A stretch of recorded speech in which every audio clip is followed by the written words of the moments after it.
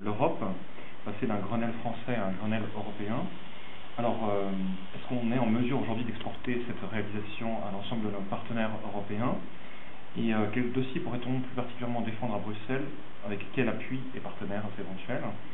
Et enfin, quelles sont les priorités de la présidence française en matière de développement durable? Alors, d'abord, il faut bien voir que l'environnement a été regardé avec intérêt, véritablement, par les pays voisins. Je représentais la France au Conseil des ministres de l'Environnement européen, c'était il y a 3 semaines. On a beaucoup parlé d'OGM dans la presse. Ce qu'on a moins dit, c'est qu'un des sujets du déjeuner informel, c'était le Grenelle de l'environnement. C'est pas d'ailleurs que ce soit, si vous voulez, on a toujours tendance en France à considérer qu'on est des modèles, c'est pas ça.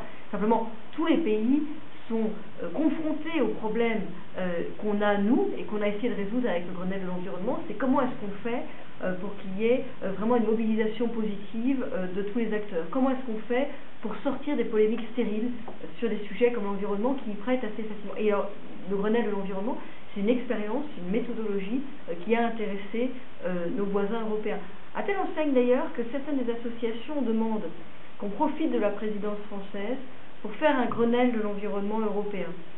Ce qui n'est pas nécessairement très simple. L'autre jour, je recevais des parlementaires européens. Certains me faisaient remarquer probablement assez justement que autant le format Grenelle avait été utile et pertinent en France, autant le jeu des institutions, qui est assez particulier au niveau européen, faisait que c'était assez difficile de répliquer le concept. En tout cas, il y a vraiment un intérêt pour la méthode. Il y a un intérêt aussi pour la dynamique que ça suscite. Alors, très concrètement, si on veut faire le lien entre Grenelle et Europe, il y a 2 façons de le faire. D'abord, est-ce qu'il y a des sujets du Grenelle qui doivent être traités au niveau européen? Oui, bien sûr, il y en a beaucoup, et il y en a de façon très explicite au moins 2. Le premier, c'est la baisse de la TVA sur les produits propres. C'est un souhait du Grenelle de l'environnement. Le président de la République l'a appuyé très fortement. C'est discuté dans le Conseil des ministres des Finances européens d'ores et déjà. C'est porté à la fois par la France et la Grande-Bretagne. Et puis il y a l'autre idée qui est l'idée d'avoir une compensation carbone aux frontières de l'Europe.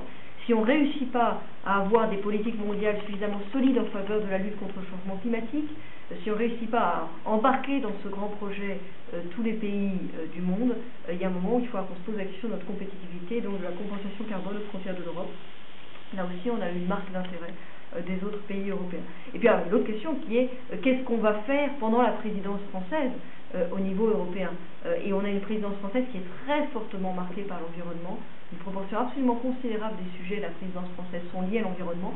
Et d'ailleurs, le président de la République l'a annoncé, il a 3 priorités. 2 de ces priorités sont l'énergie et l'environnement.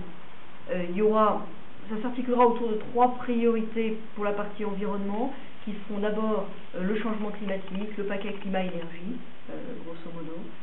Ensuite, la lutte contre les pollutions, sujet dans lesquels on intègre par exemple les discussions sur la directive sur la pollution des sols, des questions de pollution industrielle, la révision de la directive sur les déchets électroniques, les déchets des équipements électroniques. Bon, il y a un certain nombre de sujets sur et puis le 3e sujet, c'est la biodiversité, puisque en 2010, il y a un rendez-vous international très important sur la biodiversité. Il se prépare en 2010. Donc ça nous fait un gros programme environnemental pendant la présidence française.